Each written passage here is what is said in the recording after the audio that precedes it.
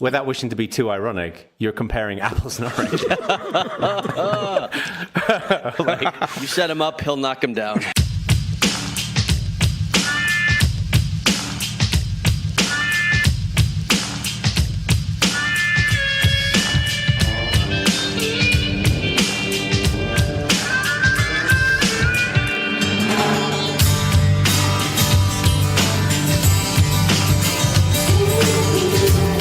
Hello, listeners, and welcome to Season 2, Episode 52 of a show that we'd like to call Bad Voltage.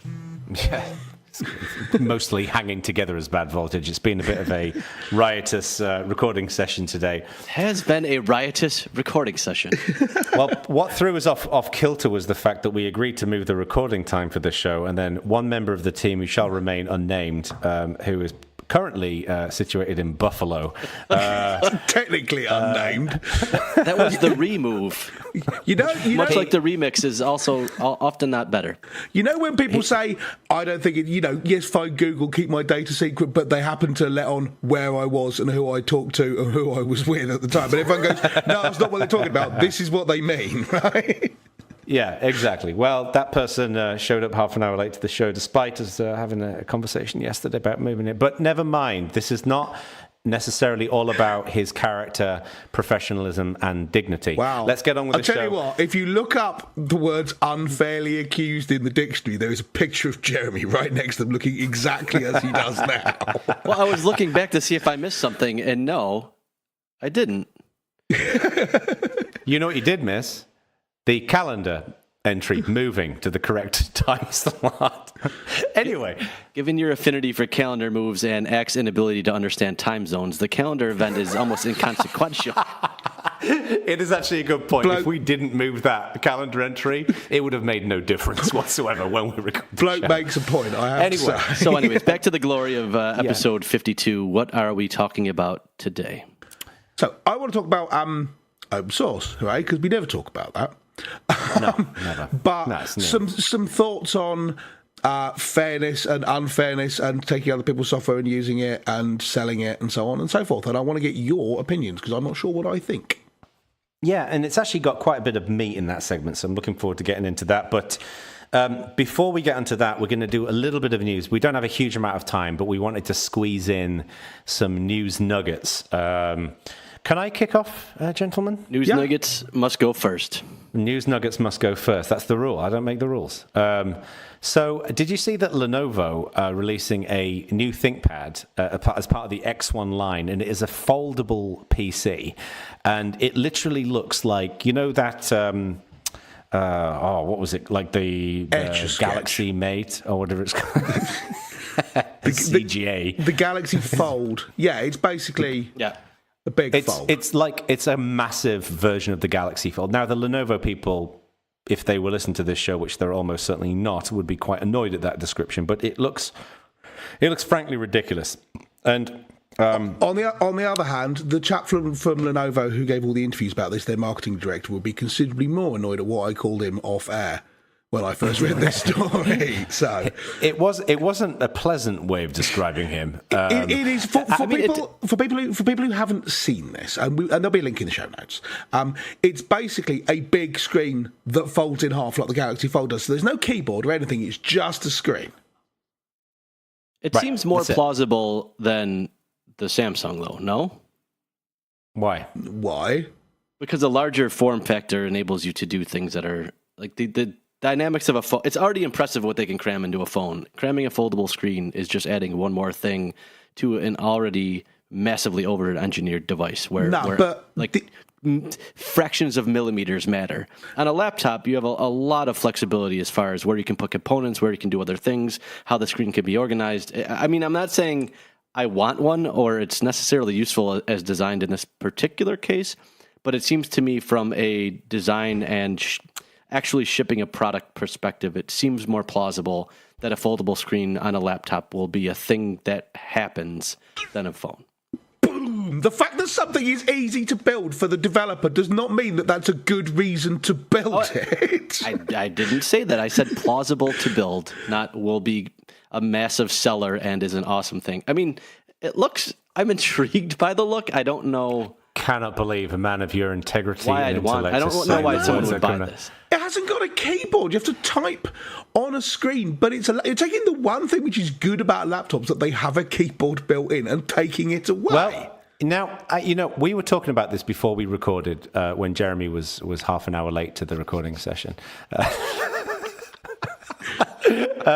And we turned into those two old guys on the Muppet Show, and we were talking about you need a tactile keyboard, but maybe today, so many people are used to typing on their screens and iPads. I see iPads everywhere, people tapping on them. Maybe people don't need that as much anymore. Maybe this is a dated perspective about the tactile keyboard. Maybe Jeremy's... I think if you're Ack or me or even you, we type enough that... What do you mean, or even you? Well, I mean, Ack's coding all day, I'm working all day. Jono, I mean, admittedly, if we cut off his index finger, he wouldn't know how to read anymore. But nonetheless... But I think for some subset of people, they don't type enough where it would be a huge issue. Right, where I would be supremely annoyed typing on a piece of I don't understand why someone who is like that, someone who feels comfortable typing on an Android tablet or an Apple tablet, right?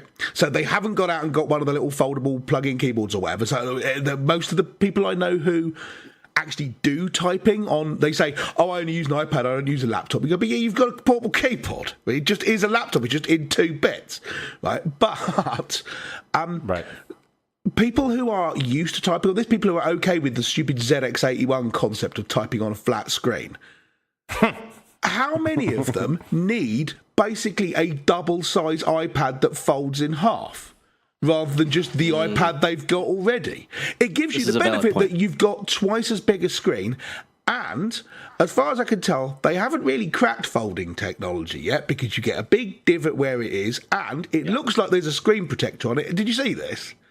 The screen protector thing? No. Right? Bunch of people who got the Galaxy Fold, when you actually look at the folded bit in the middle, the curved bit of the screen, it looks like there's a screen protector on it, but it isn't.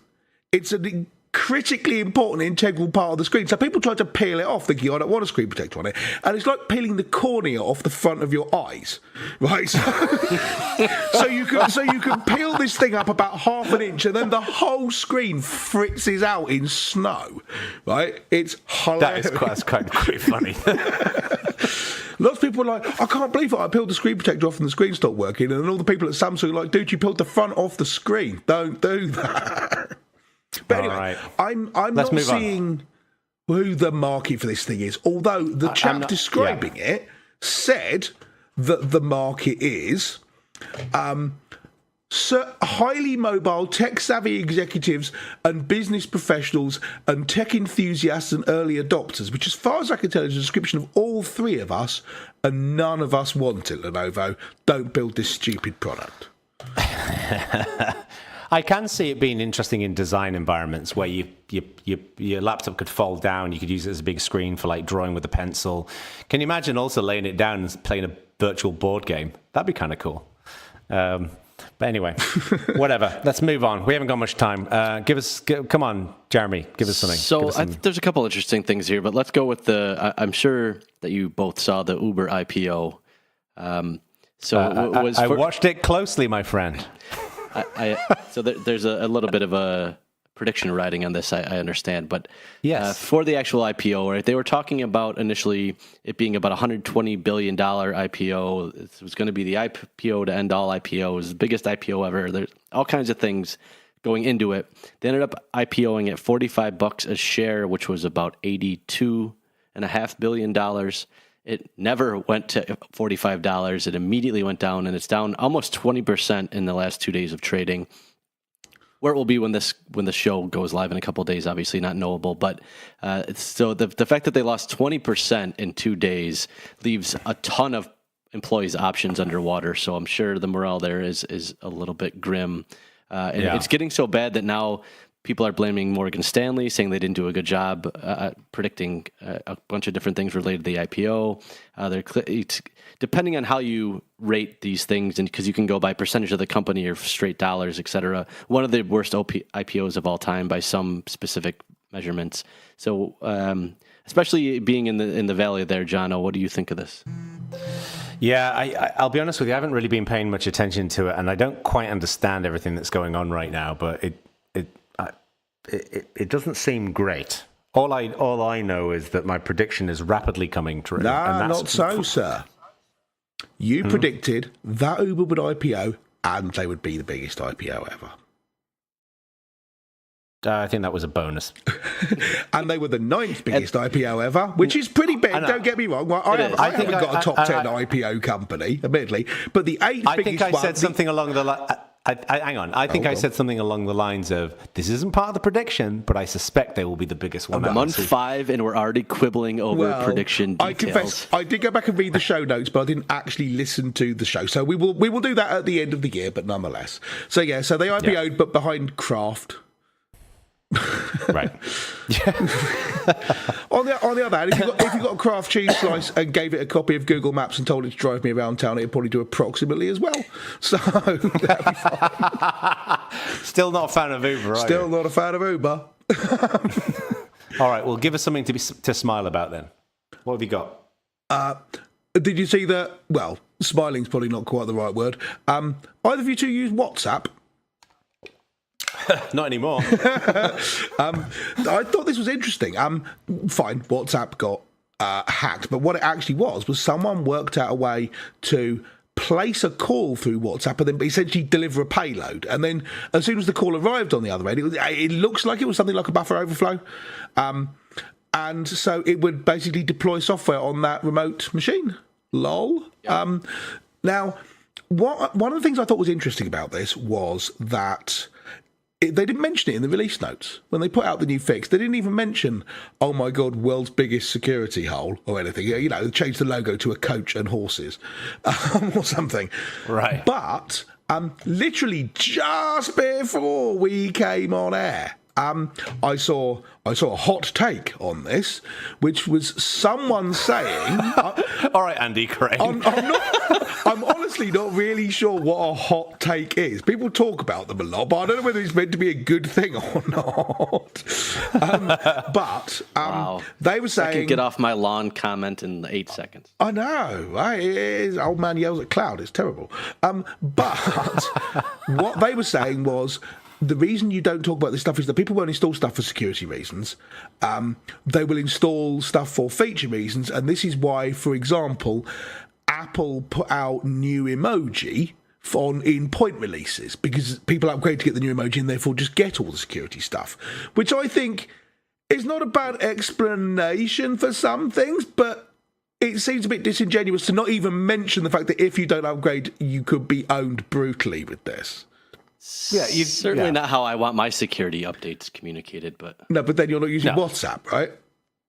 I am not. I am. And there it is. Although I do use Unify stuff, and the latest release note said, security improvement, asterisk, an advisory and CVE will be made available soon. So... Ooh. Oh, good. That's not much better. On the other hand, this means that someone has advised them of a problem. They have they fixed it. They have fixed it first, deployed the fix, and will then release the information publicly. That's what we want to happen, right? Presumably paying someone a bug bounty. Also, if you're using Unify stuff, upgrade right now. Yeah, do that immediately. But anyway, yes, I thought that was interesting. Yeah. Well, I have one that's very quick, as we're almost out of time. Apparently, a research study was done recently into the effects of coffee, specifically caffeine within coffee, on your health, and they came back with this zinger of a conclusion that apparently, if you drink more than 6 cups of coffee a day, it can be detrimental to your health. Who would have thunk it, eh? So, don't drink more than 6 cups of coffee a day. Seems like a lot of coffee. And I drink a lot. I drink a fair amount of coffee, but that seems excessive. How many do you have a day, Jeremy, would you say? Probably 2 or 3 decent-sized mugs. Right. Because I do one in the morning that's full caffeine, and then I switch to half caf or decaf for the rest of the day. But caffeine is not good. It's not good for your body. I agree entirely. Langridge hates coffee. Just don't drink coffee. It's the easiest thing. You drink as much tea as you like. But how many teas do you drink in a day? Yeah, he drinks 900 cups of tea. Yeah, maybe not 900, but 9 is perfectly reasonable amount of tea to drink, in my opinion. Why would you not want to drink tea? Right. No, I like tea. I mean, I'm drinking a tea right now. 9 cups of black tea seems like a fair amount of caffeine. It's fab.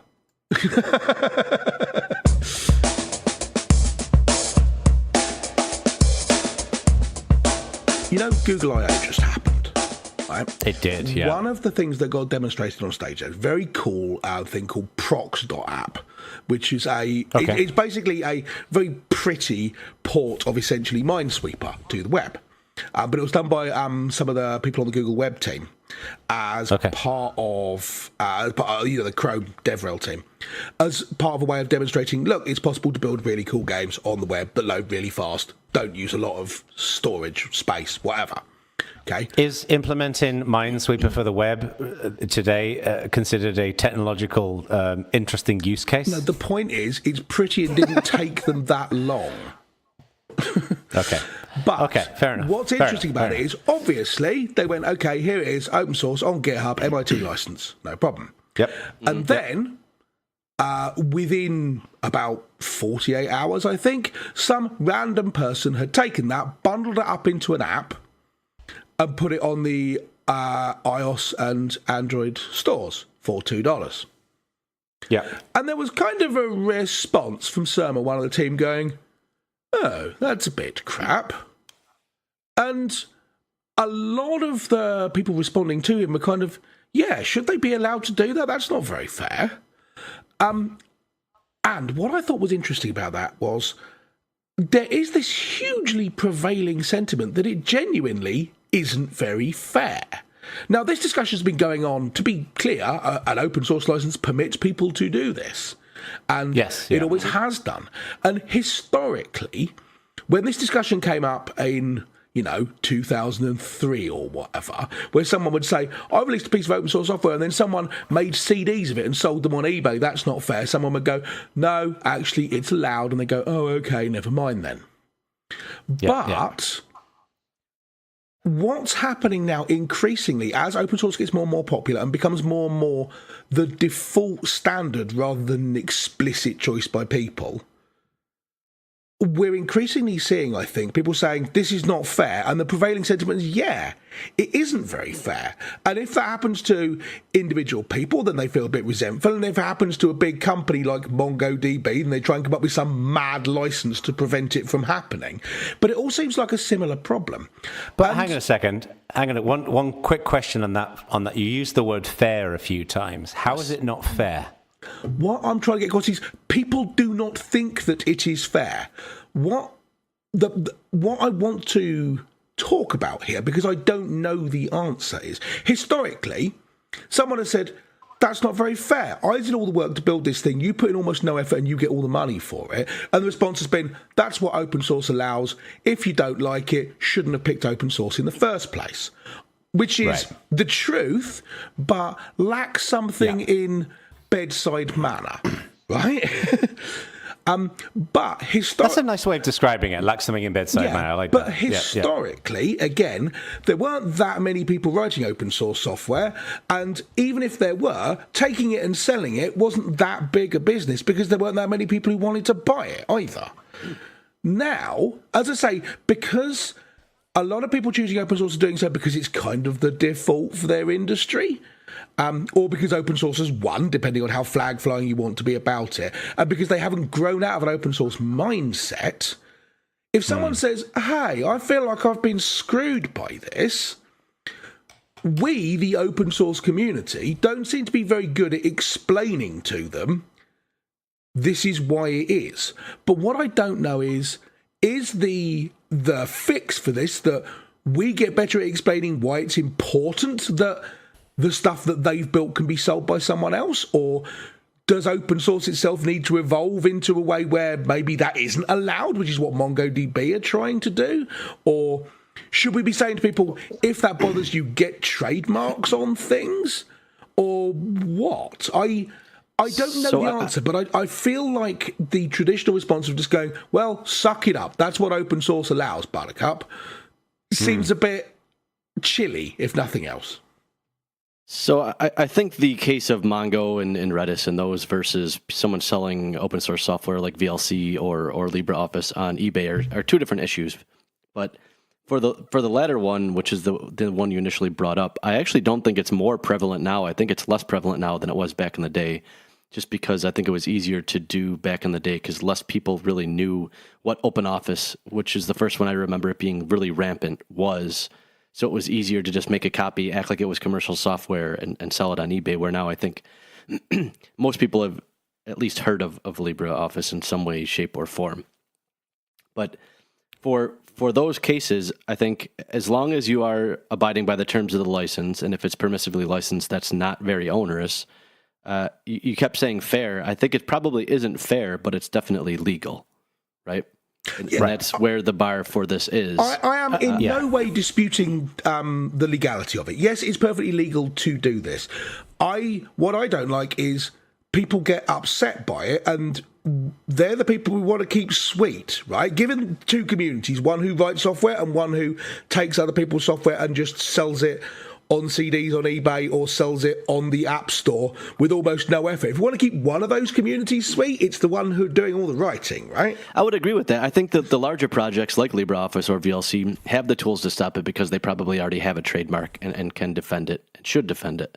I think smaller projects probably don't have a real recourse against this, and I guess part of it is, I think for smaller individual projects, understanding what open source is, what licenses mean, and how open sourcing it impacts what you do is important. And we're moving away from a day where people care about that, at least anecdotally to me. And that just could be my perception of things. But I think when I first got into open source a while ago, most people that open source things did so for philosophical reasons, kind of understood licensing, at least at a base level, and at least understood like copyleft versus not copyleft, et cetera. They might not have known the details between specific licenses, but they, in broad strokes, understood licensing. Now I think most people that throw things up on GitHub, and this is a pretty well-known problem, have no idea and just are like, whatever, I'll open source it, without really thinking through the implications of what that means or what choosing different licenses means for them as a project, because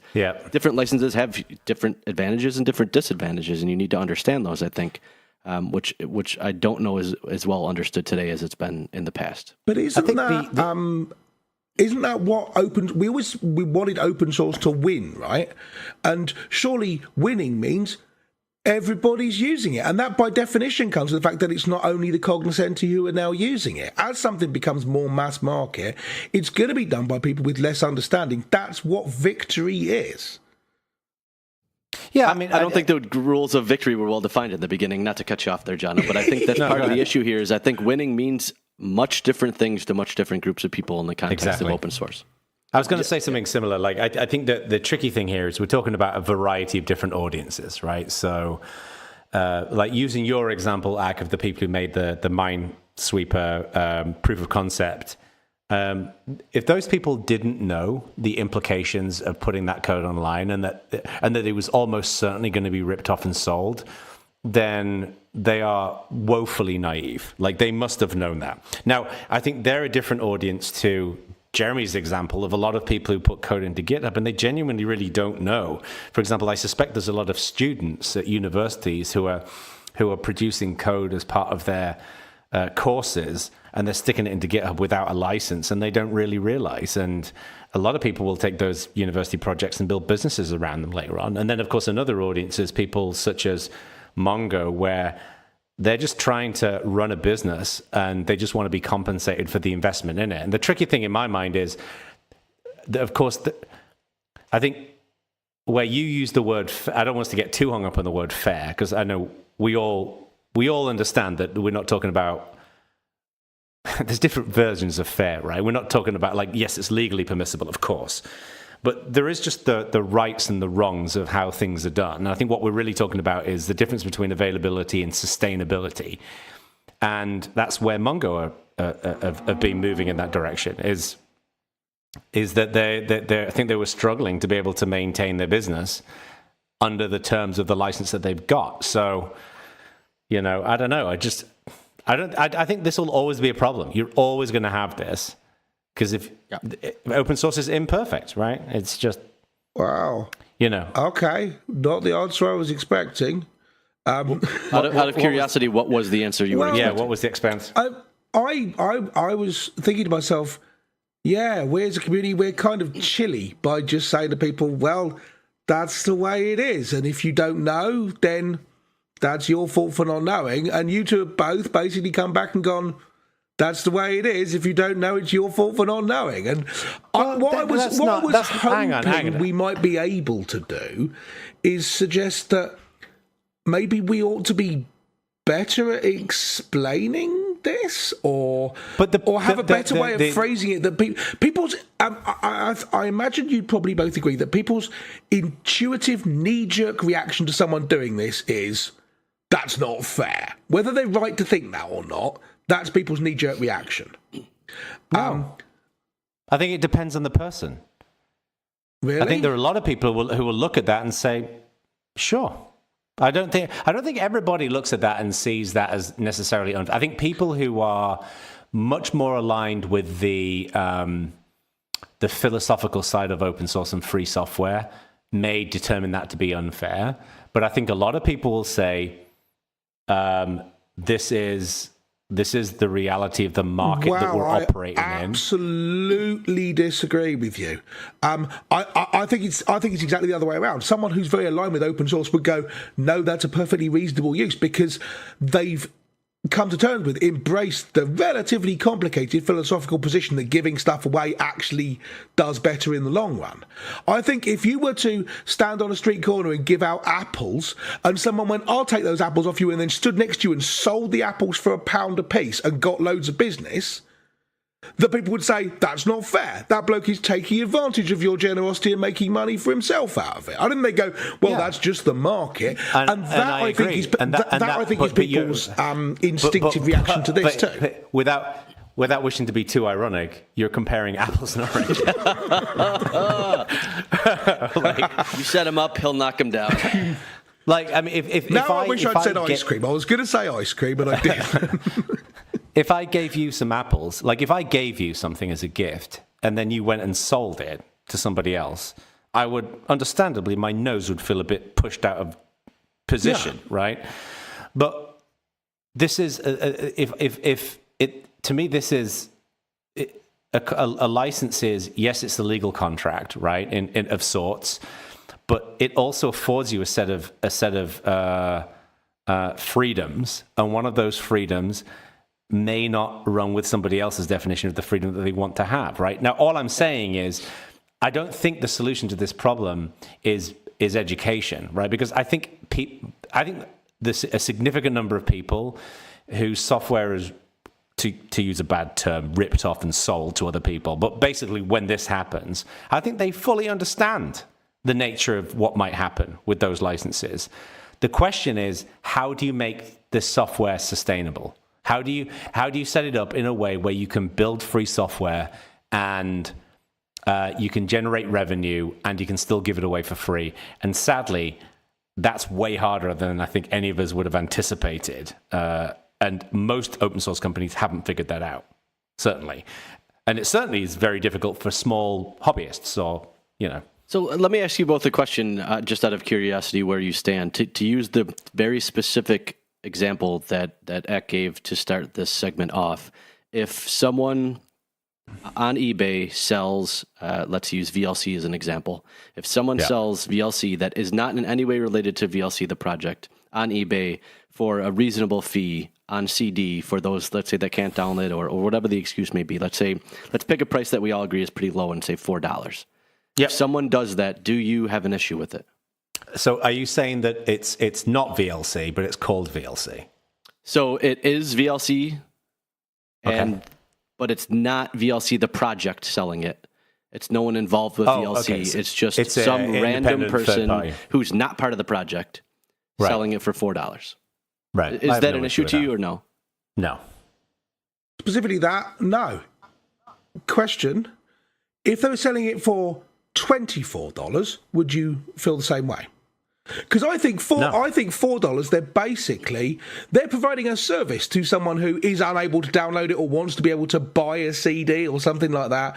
That was always the argument, that you're essentially charging people for the service you're providing of putting it on a CD and selling it to them and making a little bit of money for yourself. Not really a problem, right? If they're selling it for $24, I'd think, no, you're just you're basically charging rent for being a middleman, and I don't like that kind of thing. Now, taking someone's application, bundling it up one time into an APK and then sticking it on the Play Store, at which point every time someone buys it you get $2, that's like selling a VLC CD for $24 to me. It's not like selling it for $4. But surely if they're selling it for $1, let's say they sell it for $2, right? Mm-hmm. Surely that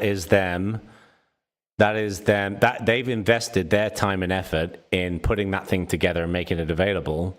So you basically saying, like, if I understand you correctly, I don't want to put words in your mouth, but it sounds like you're basically saying, so long as the total profit from that endeavor reasonably matches the investment of their time and effort, you're okay with it. But if it goes significantly beyond that, you think that it's unfair. That's the thing. I don't particularly have a problem with someone saying, I'm going to take the software and then selling it. It's when you're making money disproportionate to your investment. And I don't even mind if you do a thing. If no one else does a thing, you do a little tiny thing and then you sell it for loads of money, fine. It's when someone else does 90% of the work, you do 1% and then get paid a load of money for it. That's what I don't like. Right. I don't know. I mean, I'm in two minds about this because this is why I brought it up, because I don't know how I feel about this. I'm separating out this, using the VLC as an example, I'm separating out the sustainability of the VLC project, which is my number one concern. Yep. Mm-hmm. And then the free market and what the market will tolerate in terms of distribution, right? Like if someone puts a $24 CD on eBay selling VLC, probably an old version of this VLC, and people pay that, then you're a fucking idiot, right? And you should have done your research better. So I don't have an issue with the principle of people selling stuff. However, I would much rather that $24 be invested into the VLC project, obviously, right? So I have no academic or intellectual objection to the sale of it, but to me, I would worry about the impact on sustainability. That's kind of what I'm getting at. There's a sort of visceral feeling of, that doesn't seem right. Some, hand-wavy definition of rightness or fairness or reasonability. I mean, if someone's selling VLC, in our made-up example, someone's selling VLC CDs for $24 and then $20 of that goes back to the VLC project, I wouldn't mind that either. Yeah. It's when it feels like, sharecropping, rent-seeking, that I don't like it. Right. Jeremy, using your example, what's your take on it? I think I roughly agree. I was just very quickly browsing to see what the average price for VLC on eBay is, and it seems to run the gamut pretty widely from $3.99 to about $19.99. Right. The average looks to be about $8. Huh. Right. So, I mean, I think ideally, if people did this, they would donate some back to VLC, and I would have much less of an issue with it if they did that. I don't think most people do that, but once I think as long as they're distributing the license and as long as they're following all of the conditions that they need to follow, I mean, if it were a bigger issue, I'm curious why more open source projects don't go after trademark violations then. And that's one of the solutions I've seen proposed to this, get this trademarked. And in this particular case, because it was built by the team at Chrome DevRel, they've got trademarks on the names. And they were kind of, and there were some people saying to them, well, yeah, you've got trademarks on the names, so you're fine. And my response to that was, it's not sustainable to have a solution which only applies if you're a big company with a legal team. I can't get trademarks on stuff. It's hard and it costs loads of money. Well, the trademark thing is a tool for solving this problem, for mitigating this problem.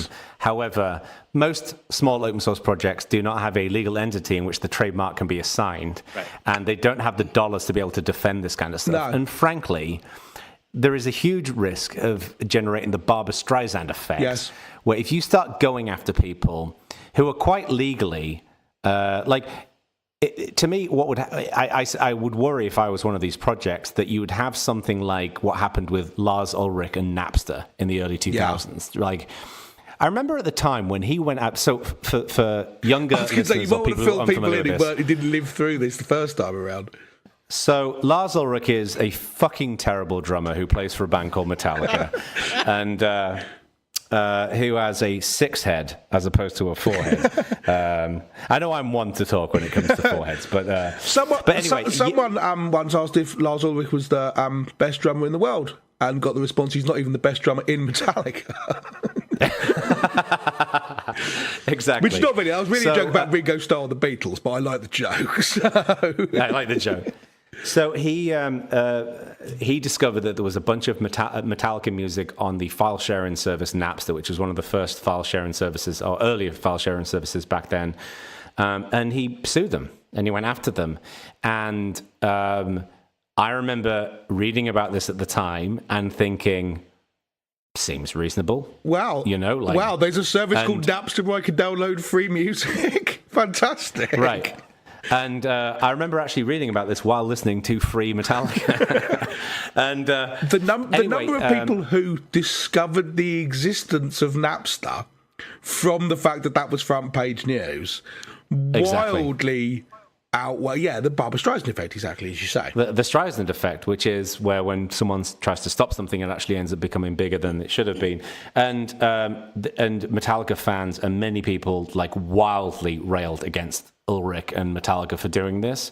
Whereas I think at the time, most people, well, certainly me, I think a lot of people looked at it and were like, well, hang on, you recorded these albums, you put them, you sell them, they're your intellectual property, you're not licensing these as open source. That seems quite reasonable. And but it had a negative effect. So I think I can imagine an open source project going after someone selling a shitty CD on eBay and it having that kind of effect. So I don't know. Yeah, totally. This was, I thought it was interesting because my immediate thought was just to say to people suffering this problem, well, it's allowed. That's just one of the things you buy into as part of participating in the open source ecosystem. And then I heard myself saying that, and I thought that sounds really quite chilly, Jeremy, stop typing. You're looking at chilly. And I'd be interested in your... I thought I was interested in your thoughts on it. So this is something where I'm interested in people's opinions generally, and this is therefore a community question, right? What are people's intuitions about how this should be? How do they resolve those intuitions? What do they propose as solutions? So, before we wrap up this segment, because I think it's kind of interesting, what if you had to come up with a solution for this? I'm just curious what each of you, if you have one option that you're going to propose within the realistic world that we're operating today. Like, so you've got hobbyists, you've got your example of the Minesweeper people, you've got big companies. You want to try and find the right balance for trying. I mean, obviously, there's no single solution for this. I'm not suggesting that there is, but what do you think is the best way to try and mitigate this problem? Because I think we all agree that this is a problem, and we want to make sure that the people building the software are being sustained as best they can. What do you think is the best approach? Like, Ak, you suggested earlier on about maybe this is one about education, but what do you think? I mean, I'm inclined to think that getting a better bedside manner would help here. I mean, to enlarge on that slightly, my immediate response after my knee-jerk reaction of, that is unfair, and I thought to myself, no, it isn't. The open source license permits it. And what I wanted was a way of saying that without just going, well, it's allowed, you shut up complaining. I wanted a way of saying, no, it's allowed and it's actually a good thing. And if you think about the whole ecosystem and the way it works, any alternative solutions would be more of a problem, whatever. But in a tweet, And I don't have a good explanation for why it's actually a good thing that people are allowed to do this without basically explaining the whole of open source and taking an hour to do it. So do you feel like people don't know this? I feel like people don't. I feel like certainly a lot of people in the web industry where open source is pretty much the norm now, haven't grown up as we have with the nuanced philosophical reasoning behind it. Stuff is open source because it's just open. You just put code on GitHub, right? Everyone can use it. It's an understanding of what open source is, but it's a shallow one. Making the argument that giving stuff away is better for that thing generally, that even allowing people to sell software that you built, where they make a bunch of money and you don't, is still better for your software overall, is quite an in-depth, nuanced philosophical argument. And you don't have time to explain that nuanced philosophical argument to someone who's just released a piece of software and has just tweeted, some bloke's selling it, that's not fair, because you can't sit them down for an hour and go through the philosophy of free software. Right, so I feel like what I'd like is for us to have a better way of explaining it. I just don't know whether we can have. And if we can't, then that's a problem, because more people are going to find this unfair and we're not going to be able to explain it. So it sounds like your primary solution here will be trying to improve how we can educate and discuss this with people. Jeremy, what would your approach be? Yeah, I wish I had a pithy approach here, and I don't mean to sound jaded, but I think a lot of kill 'em all? The issue here is like you're fighting the dynamics of humanity when you try to fix a problem like this, and that's typically very difficult to do, right? If there's an opportunity for someone to seek rents doing something like this, someone will do it eventually, regardless of how much you try to educate them. And I think education is important, and I think maybe that would disincentivize some people to do it. Right. But I think as far as actual real solutions to the problem, I cannot think of one offhand that is reasonable and I think would be super impactful, which is not a great answer, but is an honest answer. Yeah. So what's your... So Jeremy's give up. Normally what happens when Jono goes, I'm interested in people's solutions on this, is he's got a solution. So I'm sitting here in my chair waiting for it. No. I mean, that's not fair. I have many solutions. I have a few ideas, almost all of which are certainly not going to work. One thing that's been interesting it's a side note, but it ties into this. Have you seen all this stuff that's been going on with the contributor covenant, the code of conduct style document? Have you seen that? Mm-hmm. I don't know which things you're talking about that are going on with it. But you know what the contributor covenant is, right?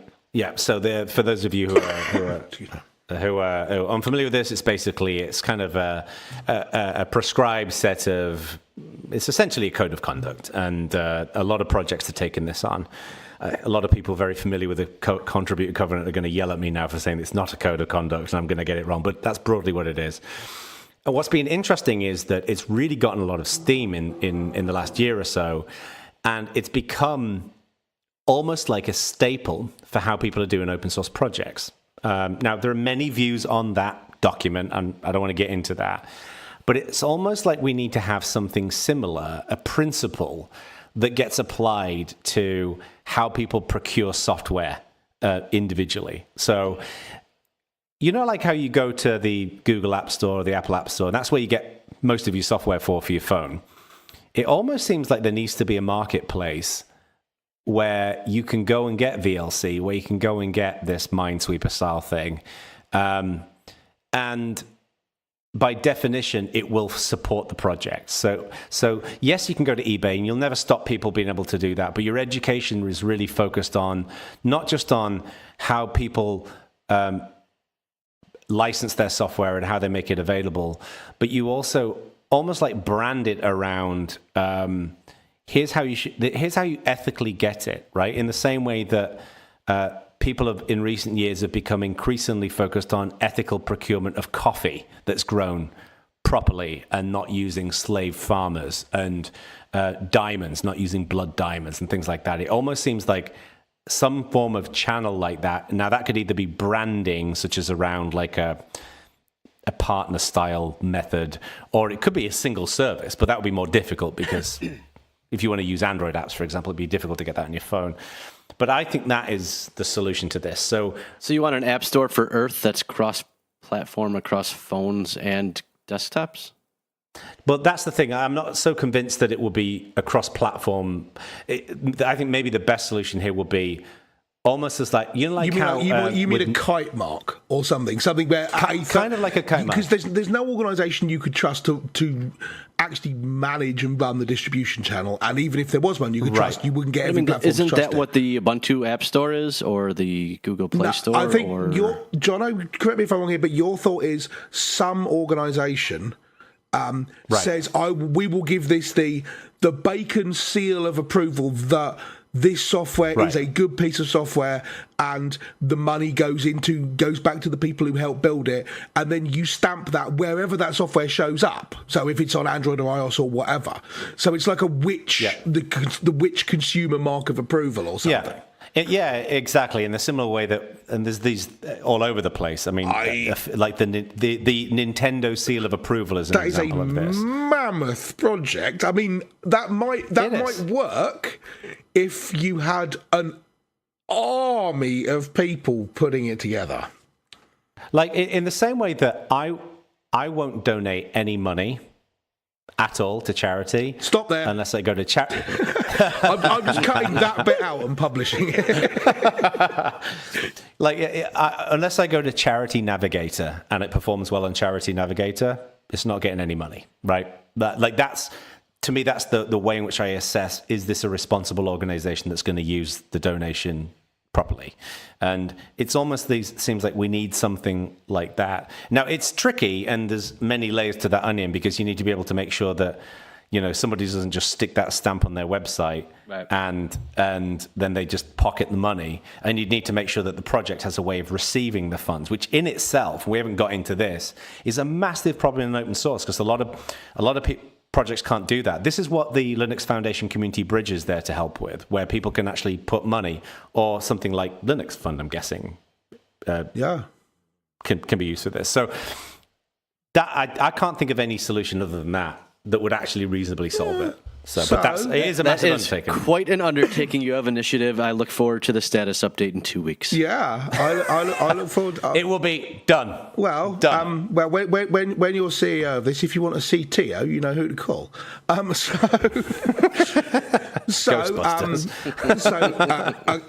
kite mark, or be better at bedside manner explanations, or despair. Give up.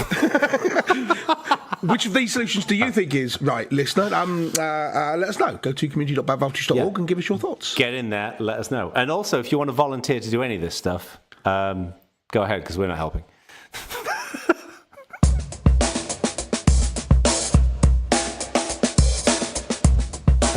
This is the outro. We don't really have anything to say, but as I was saying to the other guys, it feels weird if we don't have an outro. And they think I'm ridiculous for saying this. And we also think it's ridiculous that you seem incapable of not putting the news first.